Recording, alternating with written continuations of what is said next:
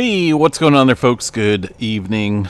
It is the Earthmaster back here on this Friday night, party night, right? For quite a few folks out there. Not for this guy, though. 4.3, latest earthquake out here across the, well, it looks like the Peru area. A portion of the Peru-Chile Trench showing up out there. That's one of the latest quakes, although this one looks pretty deep. Notice the ring up here, raised off the globe. 4.3, 168 kilometers here on this Friday night, July 14th, 2023. This is about 10:40 a.m. here, or a p.m. Goodness, p.m. out here along the West Coast. All right, look at that. The latest activity here across California. Did see a little bit of movement kicking up here today, including a 2.0 off the San Simeon area. That's just off the fault boundary here. San Simeon Fault. Of course, the Pacific Plate boundary and the North American Plate boundary there in the darker red line. That is the San Andreas Fault. That is a major seismically hazard zone for California and the West Coast. 2.3 showing up near a Bueno Park area. It looks like 9 kilometers deep in the concrete jungles here of LA. Doesn't really show exactly which fault system that occurred off of. There's many different faults out there. This is kind of like a, this is not a good zone to be in terms of liquidation, right? Liquefaction areas in terms of larger scale activity. There's going to be a lot of sinking going on out here across this Los Angeles jungle. And it takes up a good portion of the state of Southern California, or the Southern California area. If you look at this is all concrete jungles. That's kind of why I say a concrete jungle out here, because if you've ever driven through LA, that's all you see for about an hour, if not more, is just concrete jungles out there. And that's not a good sign in terms of stability when it comes to the large earthquake potential out here with the San Andreas Fault. A lot of devastation going to be taking place here. When this thing decides to go, but right now the southern branch of the San Andreas Fault looks pretty quiet. Well, it was quiet back in the, I don't want to say exact what year, but my parents said that we're waiting for the big one down here in the Southern California area, and that was quite a few years ago. So, it's building. It's just a matter of time before the big one strikes down there. I hope everyone is prepared for the large potential of that damaging earthquake. It's just, everyone should have an earthquake plan. All right, Northern California, not a whole lot going on there today. We did have a 4.6 well off the coast of Bend in Oregon. Beautiful area, but also a very dangerous area in terms of the Cascadia subduction zone, right? We think, man, where's it safe to live? Where should we live, without any major seismically hazardous area? Well, it's just anywhere, I guess, right? Anywhere we live is prone to natural hazards and disasters. The best way to beat it, the best way to survive it, is to be prepared and make sure you have knowledge of what the potential is and what can happen. What do we got? 4.6 there into the Blanco fracture zone. The Cascadia tremor map tonight. Let's go ahead and check out the Cascadia tremor and see what we have. Zip, zero, nada, nothing. So that makes day number, I don't know, for let's see, the last week or so. Yeah, at least the last 7 days, maybe longer. This is the month view here. This is a tremor count. This is very minimal activity here over the last month. And as you can see here on the all data count, we're entering into a period here of quiet tremor activity. And what that means, well, it means that there's no tremor. Now, what does that spell for the Cascadia subduction zone? It's hard to say. It really is hard to say with what's going on with the leakage off the coast here of Oregon, the fluid coming up from the oceanic crust. No one really knows specifically if heightened tremor activity or lower tremor activity is going to contribute to a large earthquake out here along the Cascadia. And I'm not talking about a 6-pointer. That'd be awesome if it was only a 6-pointer, but the entire Cascadia subduction zone expands there from Northern California here all the way up past Vancouver Island ranges into the Queen Charlotte Sound. Now, this subduction zone's easily capable of producing a 9.0 or greater earthquake, similar to what we've seen in Japan back in 2011, with a large subsequent tsunami that would inundate a lot of communities out here across the western coast. Areas around Brookings, Coos Bay, if you've ever driven through there, you'll see these tsunami evacuation routes. You got to make sure you pay attention to those, because one day you will be using them. Up into Idaho, we've been watching a swarm of activity up here, including a 4.2 earthquake. Now, we have seen some subsequent activity following that 4.2, with some aftershock activity, it looks like, 1.7, 2.3, 1.4, 2.5. Now, we did check this out earlier in an update. This area is capable of producing probably about a mid-5 earthquake off of the Red Rock Fault. Now, it's been a little while since we've seen a mid-5 out here, but also within the vicinity of this area, we're talking about low-grade 7-pointer over here east of the Hebgen Lake area around the Lake Yellowstone region. There's a lot of plate dynamics set up here. Notice that it's kind of like waves here. If you really look at it, there's a couple different waves of fault systems. You got numerous faults here in mountain ranges. That's all indicative there of plate stress, plate dynamics, the whole deal, right? This is where things build up here, and this is where the earthquake activity is occurring today in this region. So watch this area pretty closely for some potential larger scale movement. It's been a while since we've seen any movement out here on the Red Rock Fault as far as larger scale movement goes. Yellowstone National Park, nothing showing up here, but let's double check that, make sure. Let's go to Yellowstone overview here. We will notice that 4-pointer showing up here strongly across all the areas of the park. That is not a localized earthquake. It showed up from the eastern areas here, Parker Peak, down to the promontory, all across the region here. This basically gives you a good indicator of the functional and the working seismograph stations here across Yellowstone National Park. Barely showed up here across the Old Faithful area, and I do believe they do that so that we don't see the Old Faithful going off there every, I can't remember what it is, how many minutes it is, but it's a geyser that goes off every so often. I was just up there a couple years ago checking it out. It's pretty cool, but I tell you what, I will never go back there because it's just like driving in San Francisco. You got massive amounts of traffic, hordes of people everywhere, panicking because they see a deer on the side of the road. All right, so there's that 4-pointer showing up there. I'm not going to turn this into a drama show. I promise I won't. But either way, some activity occurring up there across Idaho. Yellowstone National Park quiet for now, but we will watch this, see if this stirs up into a swarm of activity. But like I said, as for now, it is what it is up there. Southern California, lighten up a little bit. Like I mentioned, looks like we got a little earthquake activity here across Ridgecrest. Nothing big going on there. Across Oklahoma and Texas, mostly smaller microquake activity. Not a whole lot going on across the eastern portion of the country. South America, there is that 4.3 showing up. The Atlantic Ocean, a 3.3 out there around the Azore Islands area.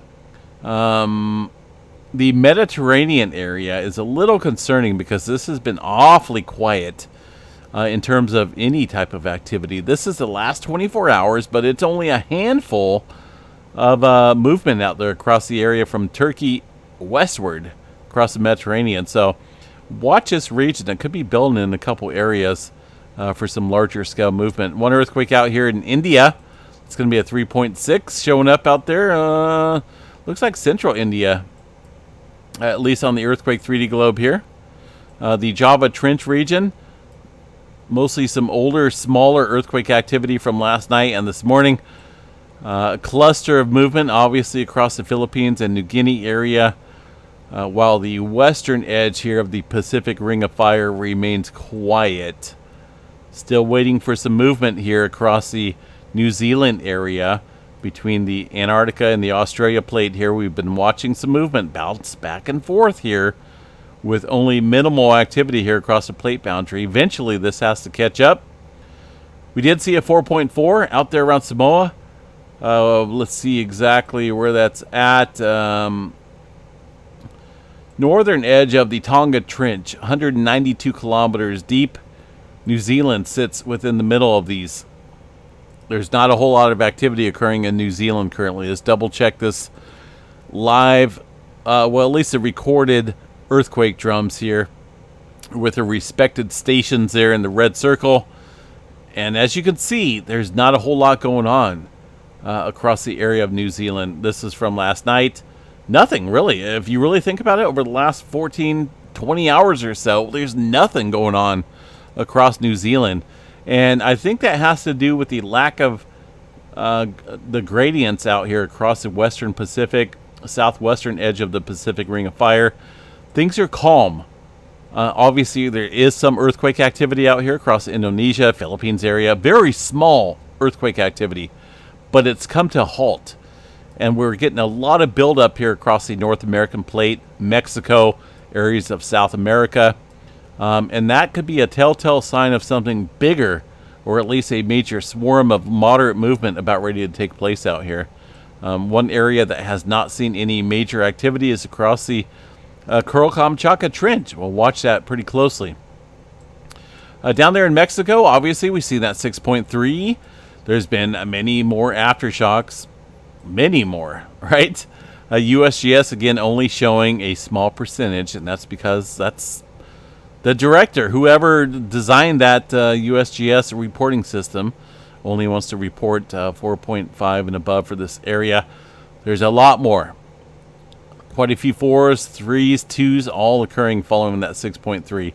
I haven't really seen any migration of earthquake activity out here that would indicate something bigger brewing out here. So I believe this may be fairly stable for now across the Middle America Trench.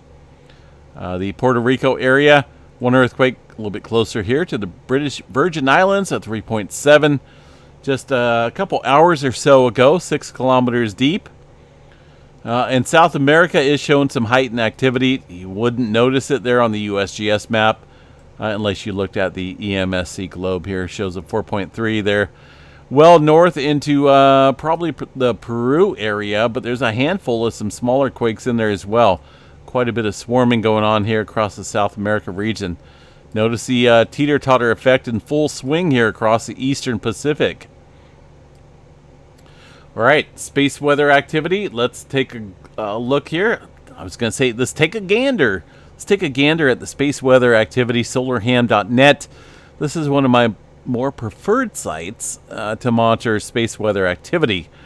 Now, we're venturing into some quieter times here. Notice the lack of activity there in the flaring department, almost below the C flare category. That would be very minimal. And doesn't look like, let's go ahead and check out the magnetogram here of the solar sunspots. I'm not really seeing anything dynamically set up here in terms of any immediate solar flaring activity. Now, we do have a couple newer sunspots here that are visiting us here on the northeastern limb of the sun that will be continue to rotate across center disk. There's a couple regions here that are growing in dynamic complexity. We'll watch these couple sunspot regions, but also down here, this mega sunspot here that's been just kind of looking pretty as it rotates there across the southern hemisphere of the sun. That is looking a little bit more dynamic in terms of complexity around the core of the sunspot area. So we'll continue to watch that. But as far as any immediate threat goes, doesn't look like we're seeing anything set up right now. Right now, 99% chance for a C flare, M flare at 50, X flare around 10% chance. We'll continue to watch those sunspots as they progress here across the area of the sun. I think there was supposed to be some type of solar storm coming up tonight. It doesn't look like that really has kicked up. We did see earlier this morning a CAPE index around 4 or so, but that not really going to notice that when the sun's shining up here at the polar regions. No major solar storms are forecasted. No major coronal holes. No major CMEs. have been produced at all. We did have a massive, nice eruption here. It looks like this was from earlier this morning from a sunspot region in the southern hemisphere, originating from AR 3370. Looking at this, though, it's very possible we could get a glancing blow from that, just due to the direction of that that eruption right there. Look at that; it's actually very interesting to watch. Look at that plasma being shot off into space. We'll wait for an update to see if anything is going to be anything's going to be Earth directed or not. And of course, provide updates as they become available. All right, weather activity here. It's hot out. Well, I can't really say it's hot. It's cooled down dramatically to 76. We hit 109 today, and unfortunately, let me show you guys here real quick. If you live out here in Northern California like I do, quite a few viewers up in Redding and the Bay Area, Sacramento as well. We are, this kind of shows the general direction of the wind, right? Let's go to temperature right now. I got 76 degrees here in my backyard. So some of these readings here may be a little bit overblown. I'm not for sure why, but I have 76, 82% humidity with a 70-degree dew point. So what that tells anyone out there is that it is humid here in Northern California. And that has a lot to do with the rice fields going on out here around Glenn County, Chico area, Colusa County, Tehama County. A lot of orchards. And all that ground moisture obviously does cook and go into the air throughout the day, and evaporation occurs at night. So it's a humid night. I ran the ACs full blast today because of the humidity. In fact, it's 61 degrees here in the computer room. 61. You heard it right. I like it cold. I'm not even joking. I can sleep much better. But tomorrow is gonna cook. We're looking at some hotter temperatures out here in the Sacramento Valley. Still with a somewhat of a south wind. Notice that wind flow direction, adding humidity. South wind out here across the bay into the Sacramento Valley means more humidity, more higher heat index out here. If we had a strong north wind out of the north, we would cook, but it would be much drier as that air is sinking into the valley. But this is going to add the heat index tomorrow. So 115 Willows are probably looking at 125 degrees for the heat index tomorrow. Chico, probably about the same.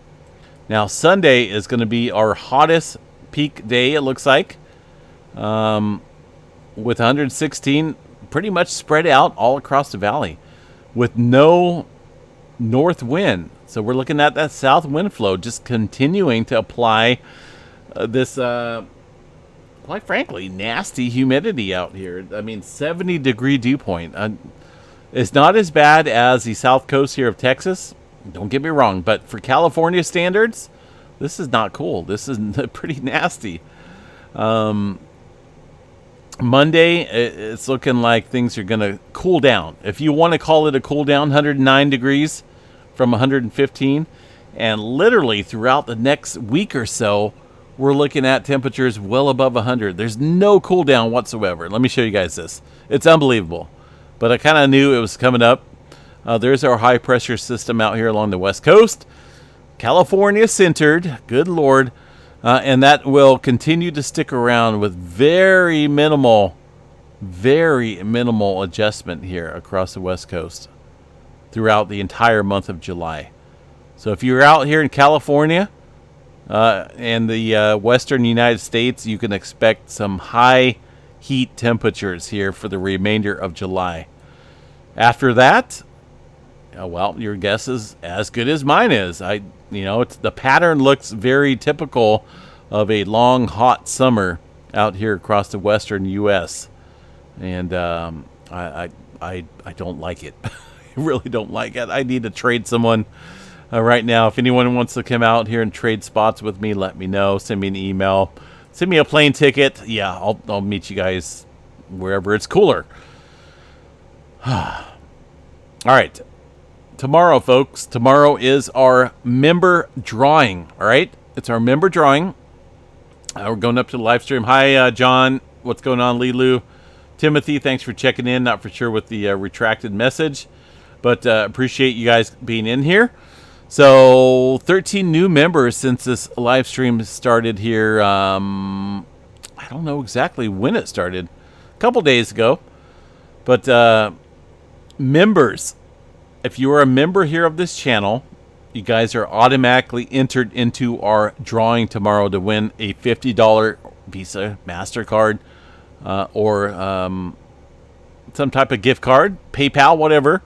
For tomorrow, or you're welcome to pick out a t-shirt from the Earthmaster store or a geology mining kit, which is pretty cool. Comes with some pickaxes and pretty cool carrying case and some other tools.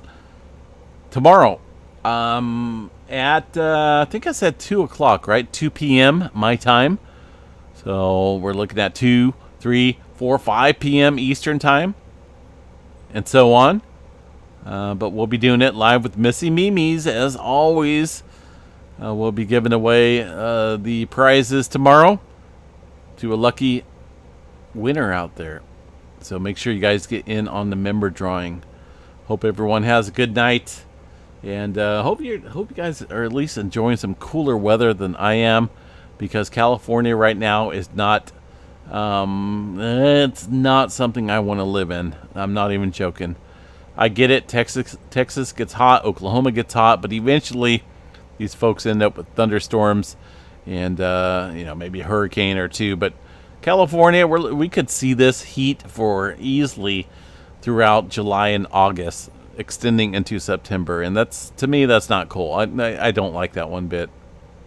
All right. No complaining, right? Friday night. Tomorrow's the weekend. We'll catch you guys back here tomorrow sometime. Have yourself a beautiful evening. Take care, folks.